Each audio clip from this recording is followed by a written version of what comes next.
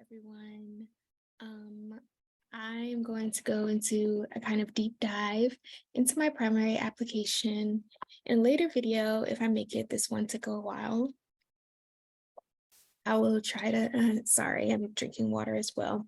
I will try to go over a few of my secondary application essays that I wrote where I thought I really shined. The secondary essays that I would include would probably be ones that people can most relate to, such as my essay. I don't even know if they'll still have that, but if they do, my adversary essay, my academic action essay, because I did have an institutional action that I had to write about more than one time, and one of my why this school essays. Anyway, this video isn't about that application. It is about my primary application. It's back to this application. And I highlighted some things I knew I wanted to mention, so let's get to it. First off, my submission date was mid-June, June 14th. I know I, like everyone else, wanted to submit my application the first day it opened. And I got anxious as the days passed and I saw they were getting backed up and processing.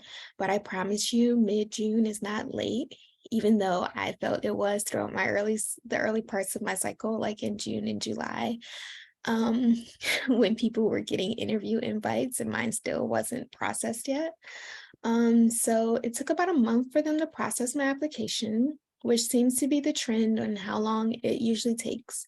But remember, schools don't even get your apps until late June anyway. So you can be assured you're okay with a mid-June application or even a July or an August application, honestly. So it's just my identifying information here.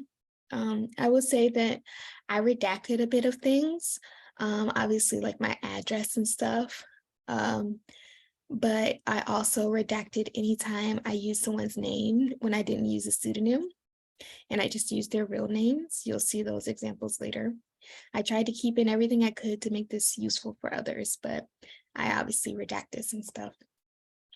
So, surprise, surprise, I am a Black person. I don't think anyone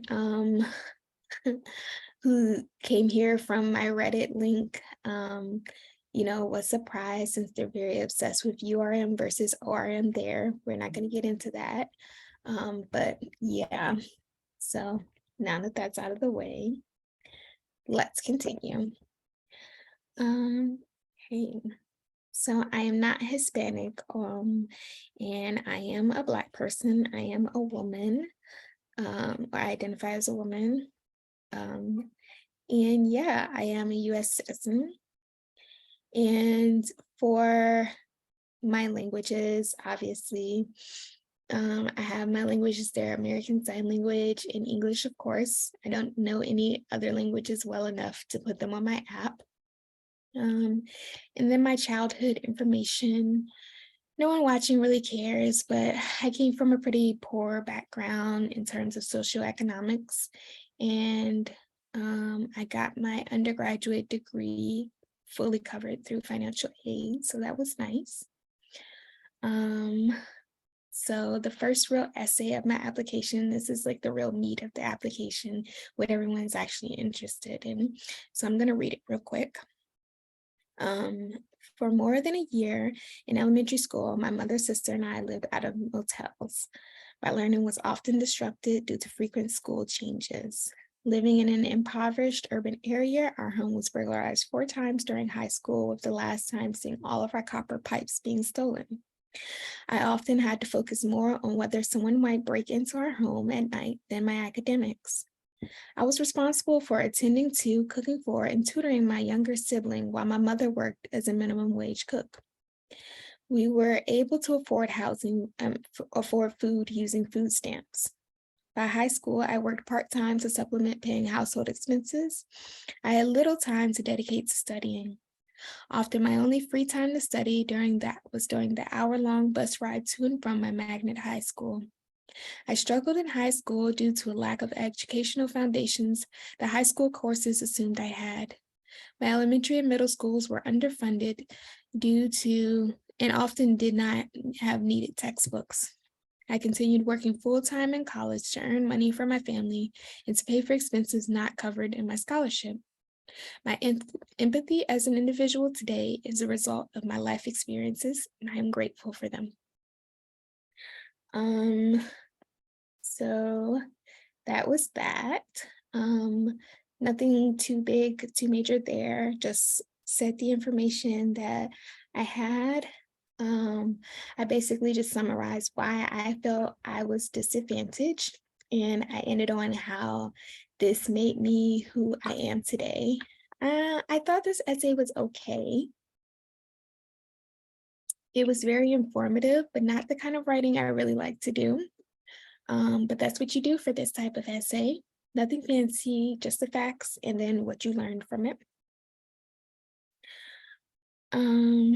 Okay, so this is about my family. So I am a first generation, I don't know why I redacted that, but I am a first generation college student and SES disadvantaged, of course. And then I have my siblings and, things about my family. Yeah, my parent info. And what a lot of people were asking about and wanted to know about was my institutional action. I will read this over real quick. I do not like this essay, but whatever. I'll read over it real quick.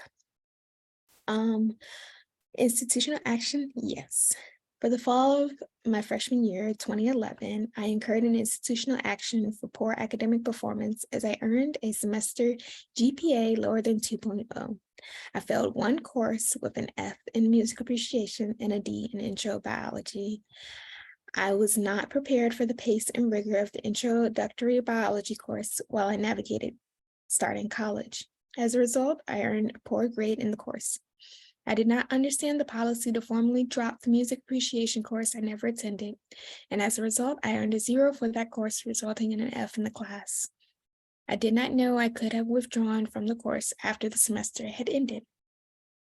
I think back on my freshman year and wish I had reached out for academic help when I clearly needed it to succeed. I know now if I'm not performing my best in a course, I can reach out to professors, TAs, or advisors to assure I have everything I need to succeed in my academics. I now take pride in doing well in school and maintaining proper grades. I have not had another institutional action since my freshman year, and I've made significant academic improvements in recent years' coursework. I am not the student I was in my first semester of college. My most recent grades through graduate school and a post-bacc are most reflective of my current academic strengths. So I also thought that one was okay. I think my first paragraph was pretty weak, to be honest, and I don't like reading that part, but I guess it got the job done. And I just stated what happened. And then in the second paragraph, I talked about how I would prevent this from happening again and how I recognized why this happened and stuff like that. I wanted to say outright somewhere that I am a different student now. And I thought of ways to beat around the bush about it, but I just felt I should outright say it and lay it on the table. I don't know if that saved my chances at some schools, but that's what I went with. So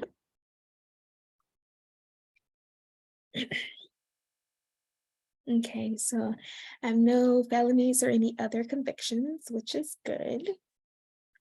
Now for the grades, which is not my favorite part of the application, but what can you do? I guess get good grades. That's what you could do. Get them in the first place. Then you don't have to do all the repair I had to do with my GPA. Anyway, this shows you can still get into medical school with an F on your application. I can't highlight right now while I'm doing this, but I also, there's a D+ right there. And then it says repeat because I took this course over. It does not say repeat here because as much as I wanted to take this course over, I just didn't. And then I also repeated the second part of intro biology as well. I'm going to scroll back up because a lot of these courses you can see that I took in high school, and they really screwed me over, honestly, because they were like 4 credit hours and they were B's, and then 3 credit hours and a C, things like that. I only had 1 A, and then this pass fail one that wasn't great. I mean, I passed, but I wish it was like a letter grade. And then my AP credits and AP Calc, AP English, history, psychology, things like that. So I didn't start off college great. Uh, but yeah, anyways, this shows you can still get into medical school with several W's on your transcripts as well, because here we go with the withdrawals, me withdrawing from general chemistry because that was just never going to happen. It was not a great time. Yes, C's, yeah, and more C's and C minuses and organic chemistry lab, which wasn't great, which meant I couldn't apply to some schools because I was not taking that over again. Some schools require you to get, I think, a C or better, and a C minus just doesn't do it. I will say that this was all before I wanted to go to medical school, and I was just taking the courses that I needed for my major, which was psychology and neuroscience at this time. Yeah, I think at the time I was a junior, it was psychology and neuroscience. And I was just more like C's get degrees. I didn't want to go to medical school. I was getting C's, I was still going to graduate. I was living my best life and I was having fun in school and whatever. Let's see. Oh my goodness. Okay, another D in microbiology. I repeated that class as well. I repeated a lot of my classes. I had to take those over. I didn't have to, but I chose to. The classes I was taking don't even really make sense, if I'm being honest. Like, I don't know what I was doing. Like, human sexuality, introduction to the internet, I got a C in. Come on, Mo. Now, let's see. What else? Field study, literature and cinema. I will say that this linguistic discourse analysis course was probably the most helpful course I could have taken in preparing for writing my application and writing my essays. So the classes, like I said, they don't really make a lot of sense when you look at them. That's because I kept changing my major, my secondary major. So my primary major was always psychology. That's what I came in as, psychology and undecided, because I had 2 majors. And then as soon as I started, I went to psychology and philosophy, which was horrible. So much reading, so much writing. I just was not prepared for that. And then I went to psychology and English, which is why it's a lot of English classes, and why I took this discourse analysis class, which was so helpful for learning how to not only how to write, but how to read your own writing and how to like really analyze it and get the points that you want to get across in a sentence. So that was very helpful. And I ended up, my final major was psychology and neuroscience, which you'll see more neuroscience classes. So that's why I had to take these stupid organic chemistry classes and whatever. I will say that at my school, neuroscience was not a major at first when I first started. So that's why I wasn't initially in it. I just took some of the classes that they had been adding while I was still in English in psych major. And then when they officially decided that neuroscience was a major, I finished taking those neuroscience classes. So you can see that here in my senior year, I started taking heavily like neuroscience classes. what was I doing? Take mission to the planets. I don't know. And I got a C in it. I was just taking random classes, I swear. Um, yeah. Okay, so we're looking better. Page 9 looks better. This is when things really start to look up. So I'm taking my neuroscience classes. I'm getting A's and B's in them because it's something I actually enjoy, not just something I'm taking to be taking. This geography of wine class, supposed to be an easy class. I never went to class, so I just withdrew from it. Again, this wasn't I never actually went to class. This was like, I started going to class and then I stopped going to class because I didn't like the class type of situation. So A's and B's, everything's great. And then we are gonna start my post-bacc. Yeah. Ooh, okay. So these classes will be designated with PB for my post-bacc. And I started off with personal health just because I thought that would be a good class to get back into. This goes 2015 to 2016, like school year, but yeah, I don't know. I think I only took statistics as like my last class my senior year. I don't remember. I remember I was only taking one class though, so I think, I don't know, that doesn't matter. But when I went back to school, I started off with something kind of easy, personal health and drug education. I thought that those would be like a way to like ease myself back into like learning and things since I had been working and out of school for about a year. And you can see a marked difference in the grades that I got for these classes. Yeah. So I still wasn't thinking about medical school, funnily enough. I was just taking these classes to get ready for a master's degree. I had been rejected from a master's program because of my GPA. So I did some GPA repair and got into a program that I was interested in. And why I got my master's again was not because of medical school. So I took those classes. I retook principles of biology. I retook general microbiology. I took genetics, which I had never taken, and a nervous system and behavior class just to round it out. And I still didn't end up getting into that graduate program that I applied to before because I applied to it once, got rejected, and I just didn't apply again.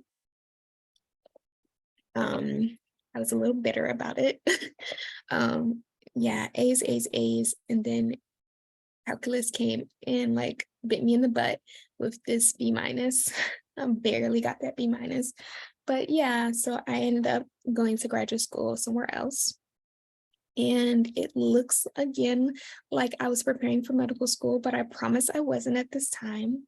I just took a graduate program that I was interested in. And the reason I did it was because it was free and I was interested in it. My job paid for it because it was a hard science master's. So they paid for it, which was great. Yeah. So it's funny because in interviews when I talked about only starting to want to go to medical school in 2020, more than one person said that I must have been the only one who didn't know I wanted to go to medical school. I guess just based on what I've been doing in terms of doing a post-bacc, doing my master's, volunteering, things like that.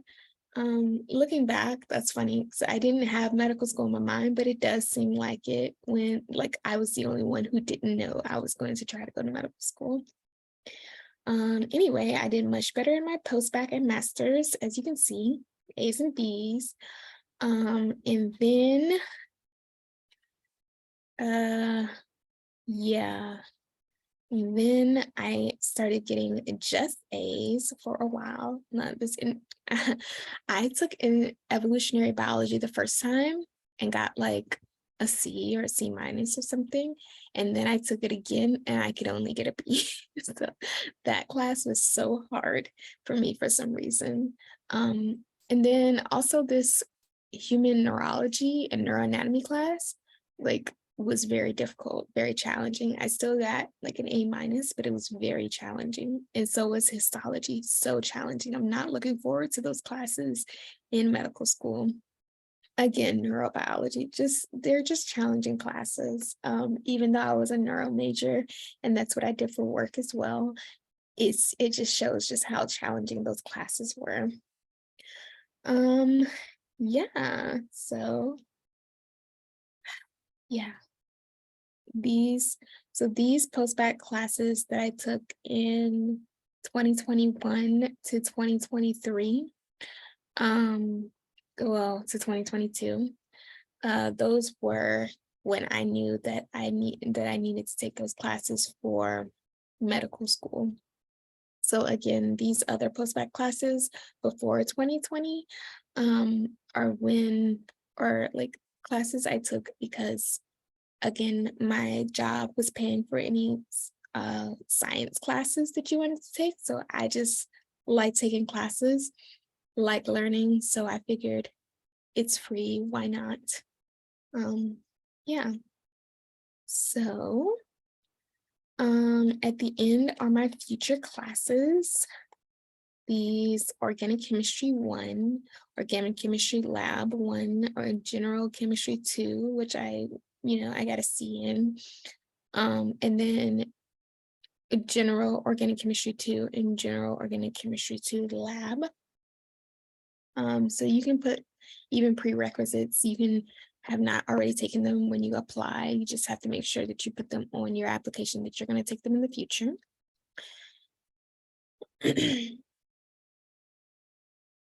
And then the reason, I know earlier I said I didn't want to repeat organic chemistry, but it had been like 8 years since I had taken the first organic chemistry.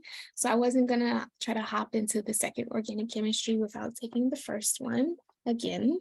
So that was a whoopsie on my part. Kind of wish that I had taken them back then, but you live and you learn, you know? Okay. So here is my GPA breakdown. It is not great by any means. It's actually really poor, actually. At first, my dual enrollment in high school, like, really effed me, if I'm being honest, to begin with. And it was all downhill until my post-bacc, honestly. Yeah. Not great, not great, not great, not great, not great, and then good. And then this is my overall GPA, which, again, not great. But if you look over here, I had 204 credit hours. So there was, at some point, there's just nothing you can do to really raise your GPA, no matter how many classes that you take, new classes that you take, and that you ace. At 204 credits, there's really nothing you can do. So yeah, and then my graduate GPA was 3.75. So I'm just really proud of these two GPAs, the post-bacc and then the graduate one. And then my post-bacc was 57 hours, which is, more than, yeah. So more than I took any other like year or anything like that. Yeah, so it really kind of showed how I could be in, taking classes. And then my MCAT score, not horrible, not like fantastic. Like, I was jumping up and down when I saw this MCAT score, when I got my score, but like, still, I knew I could do better. So yeah, it was surprisingly better than my full lengths, but not in, like, it was, I don't know. I'm really proud of my score, but I really do think I could have done better, because 125 was the score I was trying to get in Chem Phys, because you guys saw my Chem and Physics grades. They were not great. So I was just like, C's get degrees in this section. 125, perfect. Like that was what I was reaching for. This I put a sad face by because I had never gotten below a 130 on cars. Like again, the analysis, the literature analysis and discourse class I took that really helped me with cars, and also like the Shakespeare class and the literature and cinema class and classes like that for my English major. Those really helped me in my full links with cars. But the day that I took the test, it's just a whole nother experience. I was just so tired, and like, I'm not going to give excuses, but I mean, there were excuses. I didn't sleep at all the night before, like literally none. I was so nervous that I was going to miss my test that I just didn't sleep. It was one. Yes, I have anxiety. I know that. I have test anxiety. I know that now. I wish I would have known that before I took my test. So maybe I could have like taken a Benadryl or something beforehand, even though I kind of thought about doing that when it was like 2 a.m. and I was still awake. But I thought if I take a Benadryl now, I'm going to sleep through my test, or I'm going to be groggy through my test, which I still was. And that is reflective in this score. So that is why I'm not super happy with my 512, because everything else was great and this score could have been much better. But it is what it is. That's fine.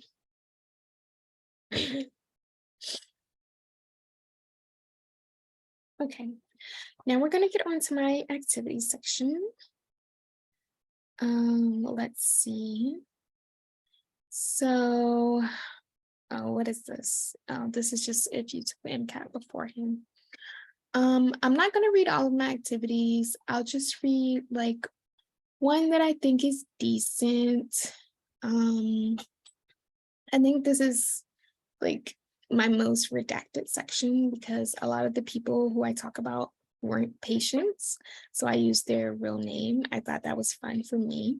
This one, I obviously, if I left people's real names in with patient interactions and if I left people's names in with patient interactions, these are like not these people's real names. So I'll just read this first one real quick. Luke's mom, Jan, could no longer swallow on her own and had her feeding tube removed 2 days before I arrived to provide respite care. Luke was grateful I would be there so he could run errands that day. I sat with Jan, reading to her and periodically changing the channel to something I thought she might enjoy watching. She reminded me of my own grandmother, who had also succumbed to her Alzheimer's disease. I wanted to make these last days as comfortable for her as possible and help relieve some of the pressure her son faced in the wake of his mother's impending death. When Luke returned, I sat with them both as he recounted precious childhood memories of him and his mom. So I thought, even though this is only a couple sentences long, I thought this was a very strong essay, honestly. Yeah, I thought it was a very strong essay for one, just because the way it's written is pretty strong. And two, because it ties into something else later, which we'll get to later. But I thought that was like a really good one and a really good way to kind of summarize this experience that I had. Yeah.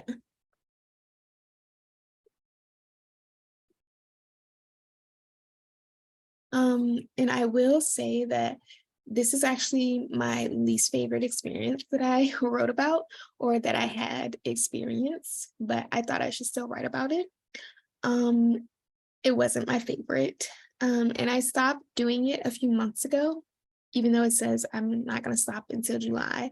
I stopped sooner than that, but that's okay because these were just projected hours, projected to 120 hours. I didn't get quite 120 hours, but I got a lot.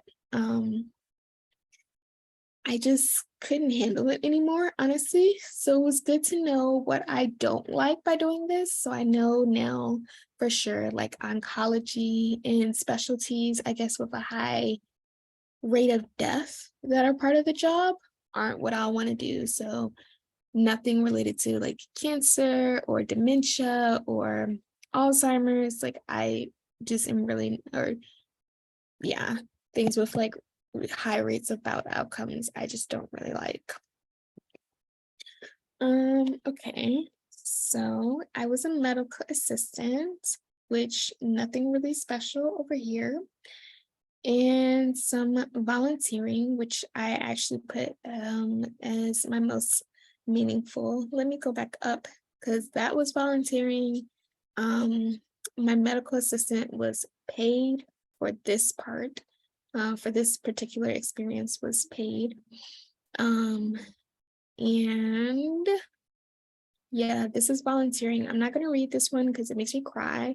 Um, but I thought it was the most meaningful experience. One was pretty powerful. So if you guys want to just pause the video, you can read that.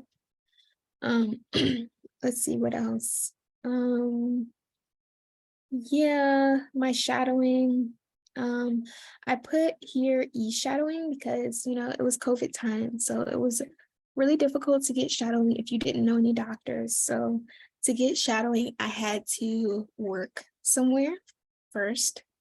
Even the free clinic that I had volunteered in for a couple of years beforehand, they weren't even doing shadowing and they weren't doing volunteering anymore either. So I couldn't do anything there. So I had to get a second job on top of the research that I already did. I got a second job working with a doctor in his clinic. So I got to shadow there. And then from there, I met an ophthalmologist who was one of the patients. So I got to shadow her. And and then honestly, for the last person I shadowed, in person, I hit them, like she put something on Facebook about like come to her clinic and like blah blah blah. She's like got these new services at her clinic and she's starting to do like aesthetic services. And I was like, and I saw that and I just slid into her DMs, if I'm being honest, and said, can I come shadow you? Please. And she let me shadow her. So sometimes you just have to shoot your shot, I guess. And then I definitely did e-shadowing and I think I did more than 10 hours. But I just like only put 10 hours because I actually know I did more than 10 hours because they keep track of it, how many that you watched or that you attended. And I did like prehealthshadowing.com, but there are a lot of different ones. I think one is called like eClinic or Health Clinic. It doesn't matter, but you can just Google it and find some online shadowing. And I thought that was really cool. I didn't love that they make you do a quiz afterwards, but that's fine, as long as I got the hours. Okay, so next are my awards and recognitions. So I put here that I put my own name and phone number because at first I was going to put the deans of my schools like name and phone number, but I thought that was weird and I didn't think he would be able to answer any questions if someone called because he doesn't really know me. So I just put my own contact information there because I knew I got the awards, so I could verify that.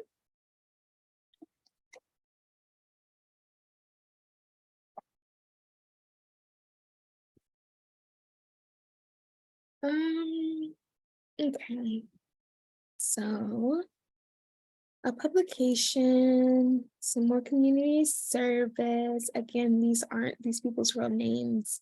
If I kept them in, then that's not their real names. And I did use real names here, so I redacted those. More community service. More community service with my extracurricular.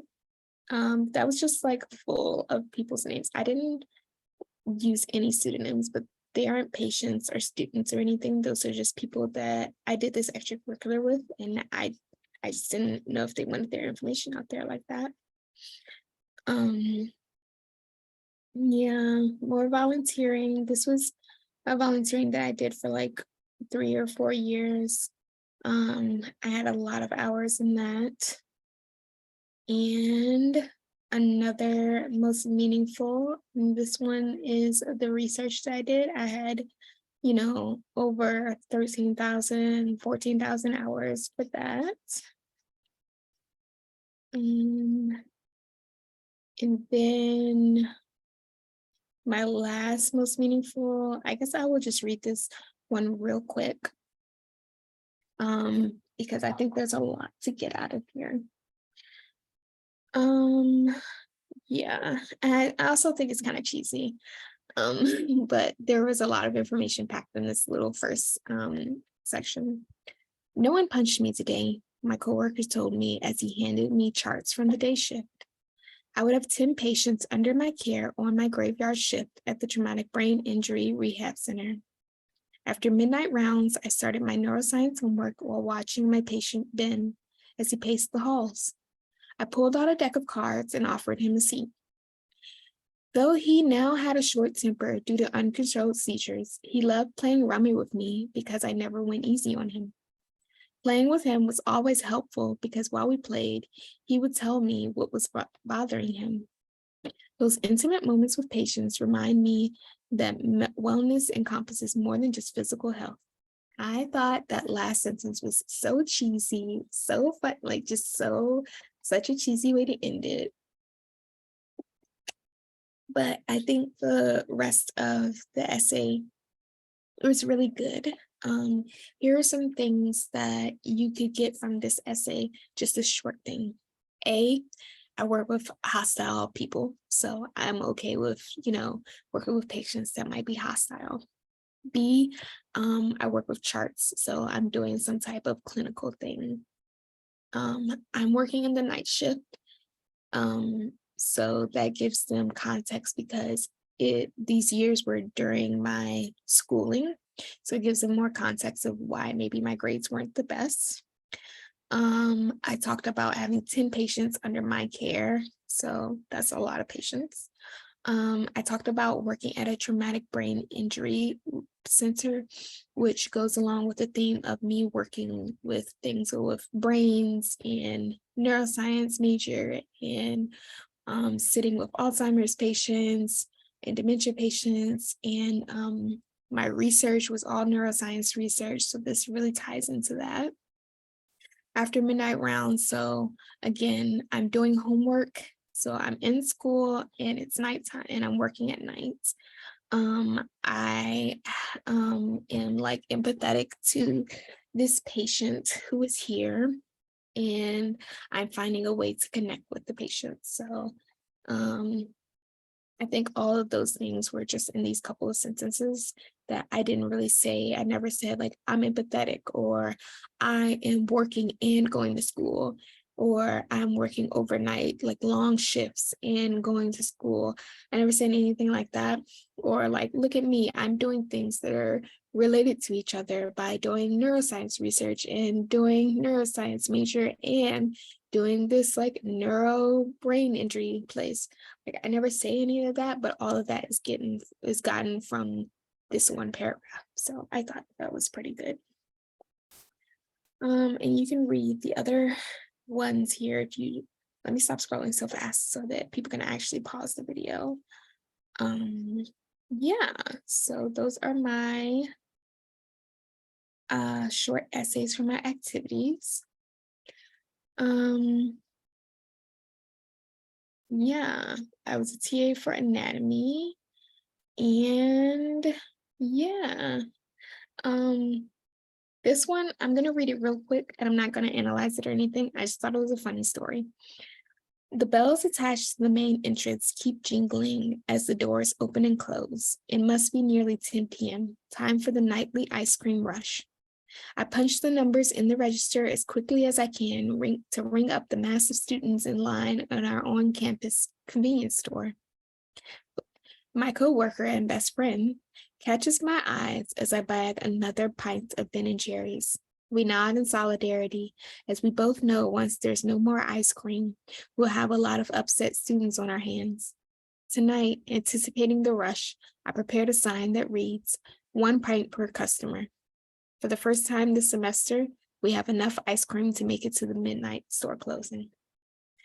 So I'm not going to analyze that, but yeah, I just thought that was like a funny story to talk about how I was basically a clerk at a convenience store for like 4 years. Yeah, and I just culminated it with that. I didn't talk about how I was stocking shelves or how, you know, like, I don't know, I was doing like menial tasks. I just said this little story about us one night and how I prepared for it. Okay, so the last real big section is my personal statement, and I'm not going to read it. I think I'm going to make a video with like really going in depth and like going through my personal statement.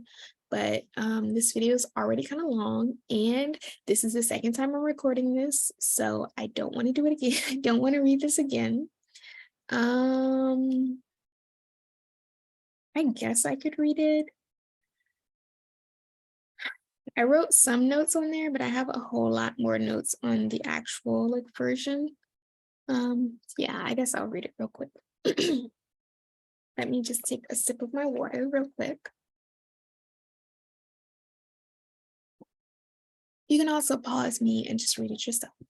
The loud whir of the blender drew me into the kitchen to see my aunt creaming green beans and pouring them onto a plate. As I watched the mush drop onto the plate, I remembered it was my night to serve dinner. I wondered if I'd be able to spoon in the whole meal before the plate was knocked to the floor. My grandmother suffered from Alzheimer's, but to a 7-year-old me, she was the woman living in my aunt's dining room who never left her home hospital bed. My first desire to learn about medicine was a result of hearing my mom and aunt discuss how my grandmother's disease runs in families. For years, I watched my grandmother die in slow motion, and now I feared that could happen to me. I had to learn more about Alzheimer's disease. I raced to the encyclopedia to search for Alzheimer's to no avail, so I read every entry until I found Alzheimer's.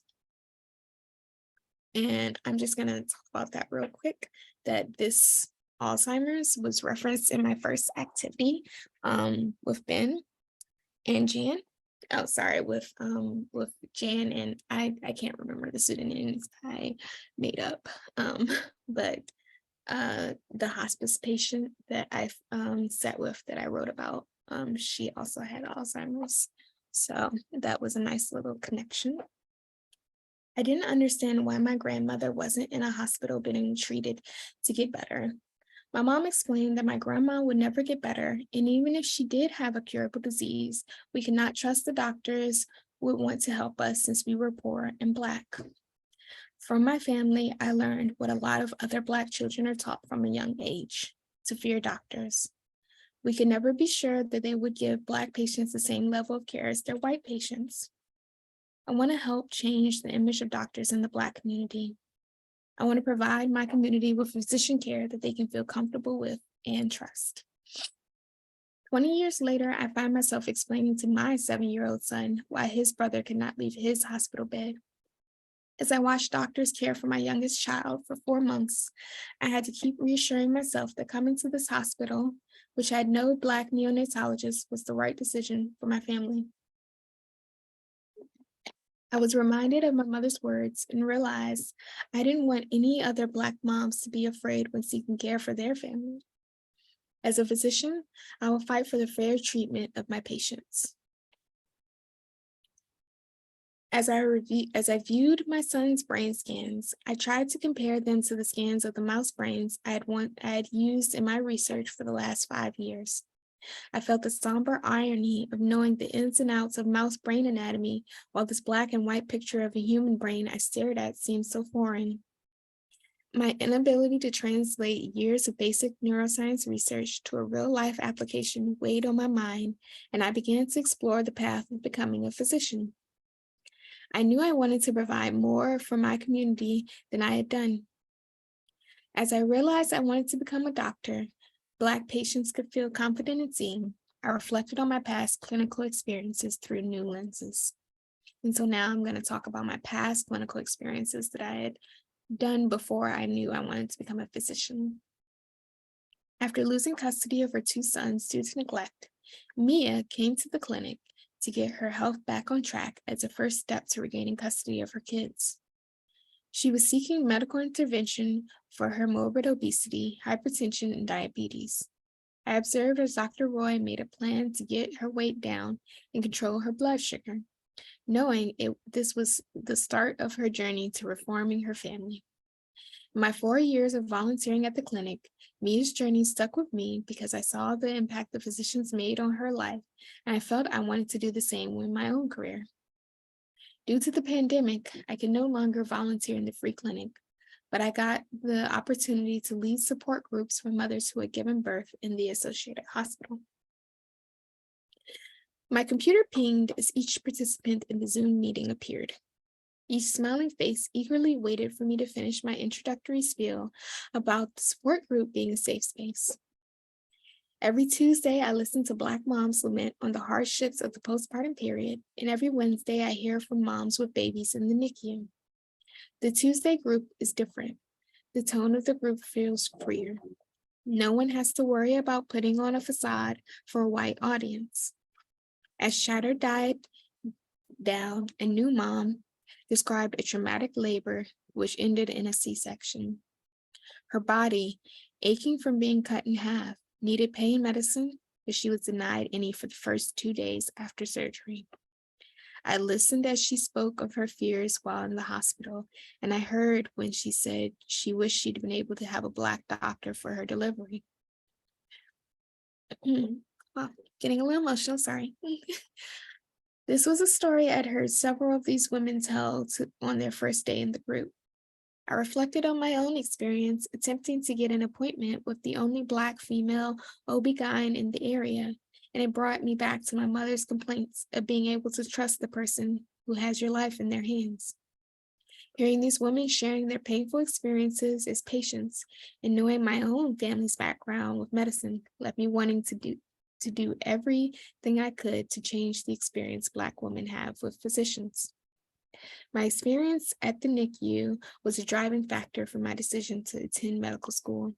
My life experiences have led me to realize my commitment to medicine is motivated by the opportunity to help the underserved directly and to ensure more patients feel comfortable around their doctor. I feel excited by the prospect of caring for patients and supporting their families one day as a physician.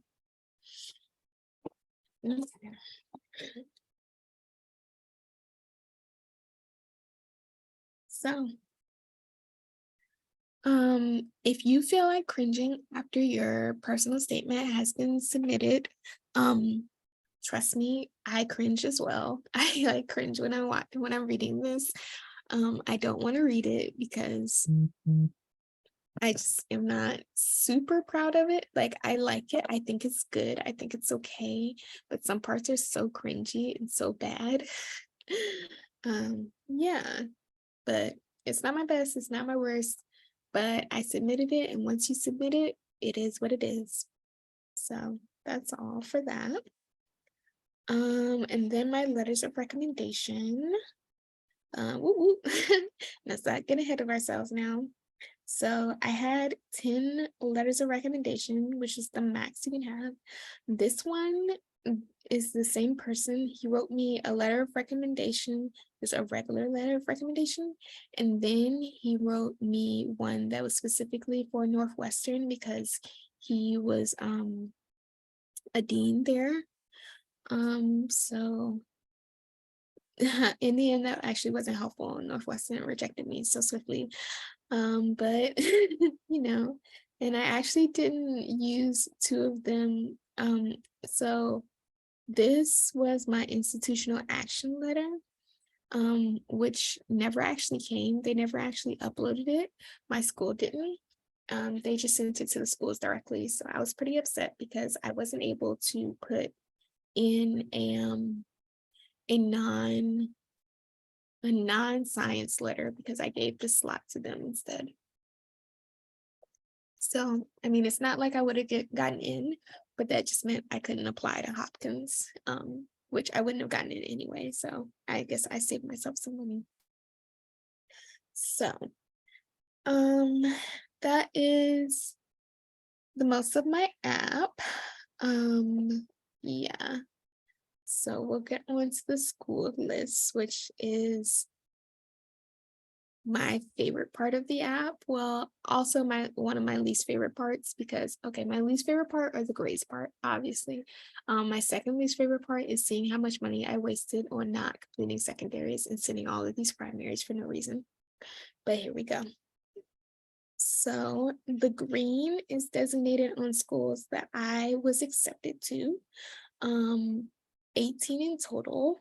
The yellows are schools I was waitlisted at, and the blue are schools that I was offered an interview, but I didn't go to the interview. And then the pink is I still haven't heard back from them because I don't know why. But yeah, I'm still waiting on those decisions after the interview.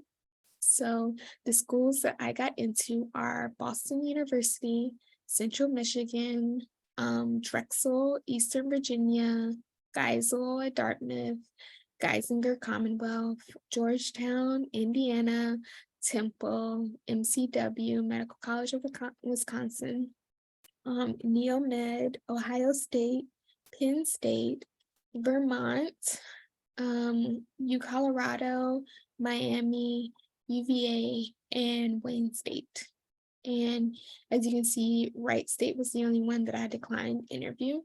And I would have gone to this interview 100%, but oh, whoops. But I accidentally like double booked myself. And they didn't have any other interview slots. So I decided instead to go to my UVA interview, which was school I wanted to go to more. And then Pittsburgh, I was waitlisted. Chicago Med, Rozzy F, I was waitlisted. Hofstra, I was waitlisted. And Case Western, I was waitlisted. And that makes sense except for Chicago Med. The other three make sense because I do not meet the stats for those schools.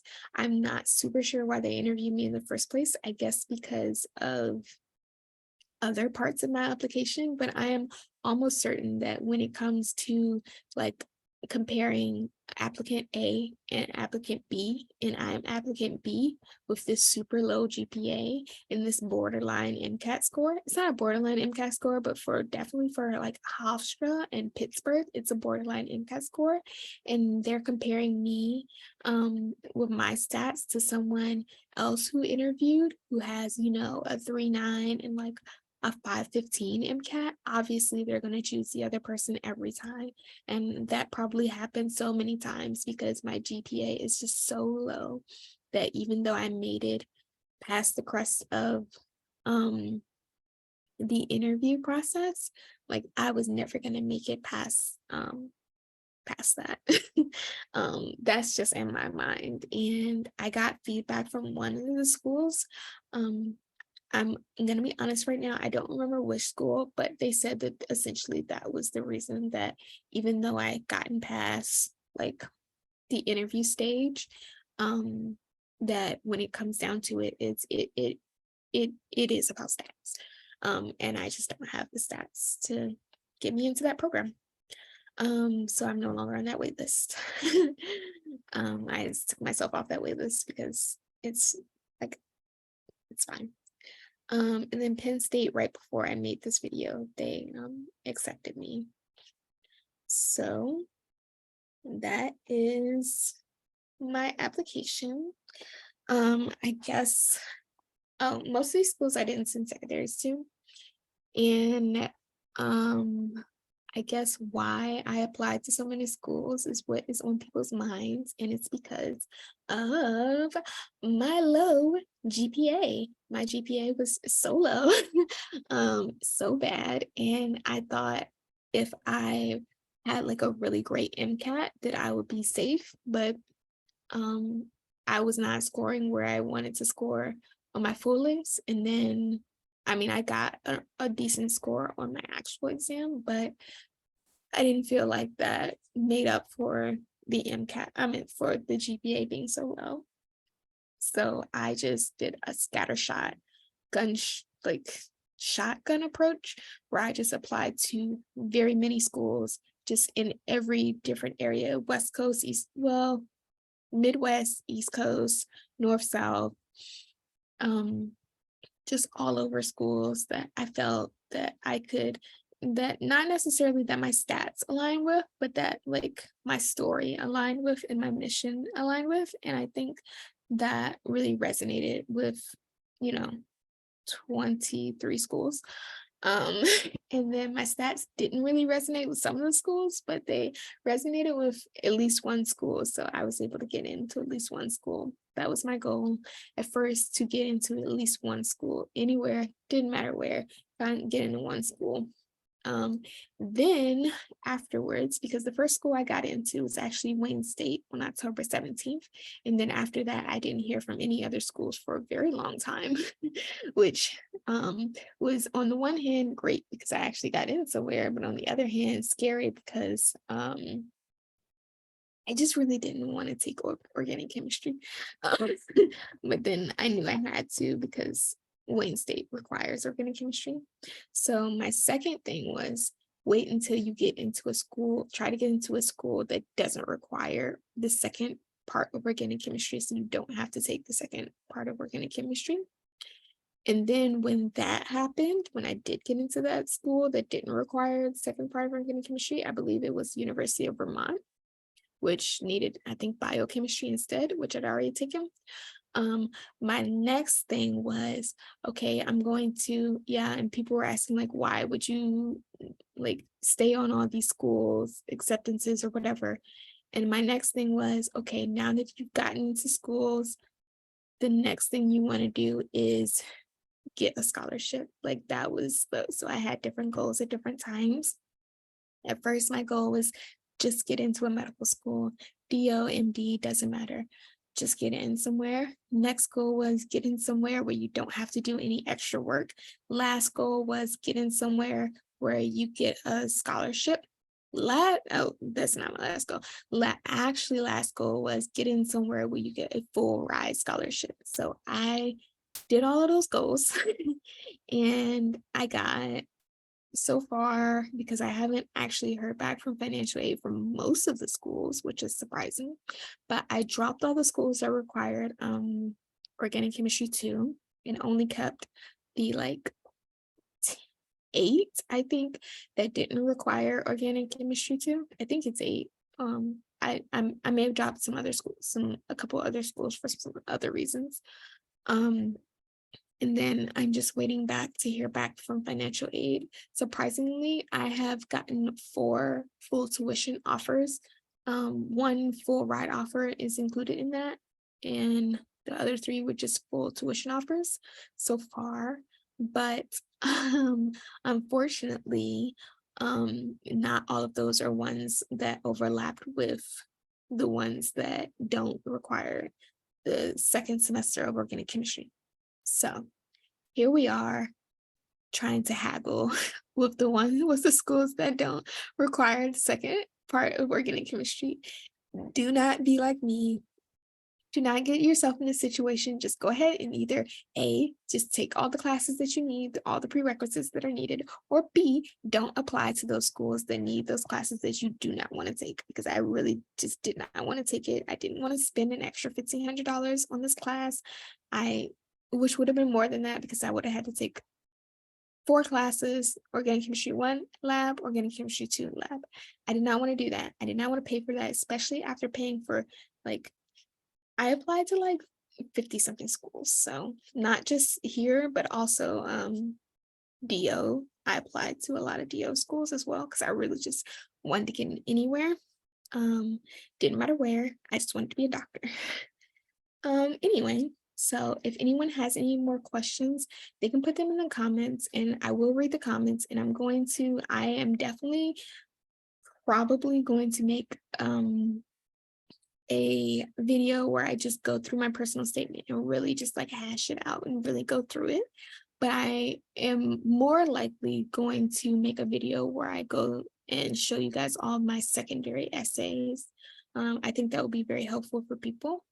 And if it's not, just let me know if there's something else that you guys want to see, or if you guys want to know about the 23 interviews that I did. 23. It was horrible. Do not do it. Please just save your sanity. I almost went in, like, I'm not even kidding. I almost went insane with just the scheduling and the remembering about different schools and what they have to offer, and the big differences in the schools and everything like that.